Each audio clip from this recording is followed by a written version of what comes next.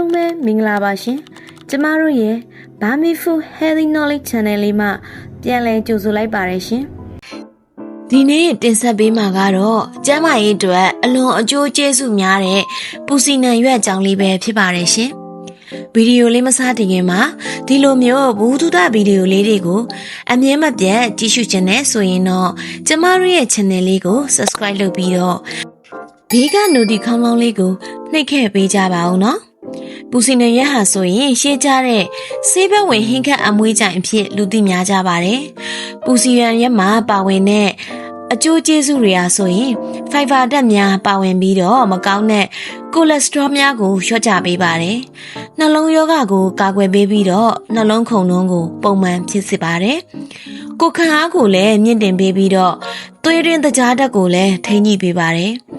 အယိုးကိုလည်းတမာစေပြီးတော့အေးမိနာစီချောင်းဆိုးခြင်းတွေကိုလည်းသက်သာပျောက်ကင်းစေပါတယ်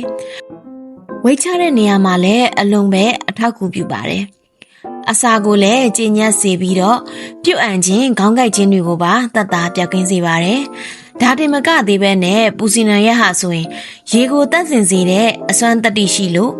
တောက်ရည်တန့်လုပ်ရမှာလည်းအသုံးပြုကြပါတယ်ထူးခြားကောင်းမွန်တဲ့ရနံ့နဲ့အရသာရှိတာကြောင့်အချို့နိုင်ငံများမှာပူစီနံရွက်ကိုအသုံးပြုပြီးတော့သွားရိုက်ဆေးတို့မျက်နှာသစ်ဆက်ပြားတို့တကြားလုံးဂျယ်လီပီကယ်နဲ့အချို့ရည်တွေကိုပြုလုပ်ကြပါတယ် WH Foods မှာဆေးသုတေသီများရဲ့ဓာတ်ခွဲစမ်းသပ်ချက်အရ100 ဂရမ်ရှိတဲ့ပူစီနံရွက်လက်ဆက်ဆက်ထဲမှာလူသားတို့ကျန်းမာရေးကိုအထောက်အကူပြုစေတဲ့ကယ်လိုရီက80ရာခိုင်နှုန်းအဆီဓာတ်3.94 ဂရမ်ခြေဖြတ်လွယ်တဲ့အမြင့်ဓာတ်8 ဂရမ်ဗီတာမင် A 141ရာခိုင်နှုန်းဗီတာမင် C 53ရာခိုင်နှုန်းကော့ပါ36ရာခိုင်နှုန်းတန်ဓာတ်63.5ရာခိုင်နှုန်းမဂနီဆီယမ်20ရာခိုင်နှုန်းနဲ့မဂနိ51ရာခိုင်နှုန်းဇင့်10ရာခိုင်နှုန်းအသီးသီးပါဝင်ကြတယ်လို့ဖော်ပြထားပါတယ်ဒါအပြင်လူတစ်ယောက်အတွက်တစ်နေ့တာလိုအပ်တဲ့ folate 28ရာခိုင်နှုန်းကယ်လ်ဆီယမ်24တို့ဟာပူစီနံရွက်100 ဂရမ်ထဲမှာအပြည့်အဝရရှိစေပါတယ်ပူစီနံရွက်ထဲမှာပါဝင်တဲ့အစွမ်းတတိတရားဆိုရင်ကင်ဆာရောဂါများကိုလည်းကြိုတင်ကာကွယ်ပေးပါတယ်ကင်ဆာအဖုချိန်ကြီးထွားလာမှုနှုန်းကိုလည်းနှေးကွေးစေပြီးတော့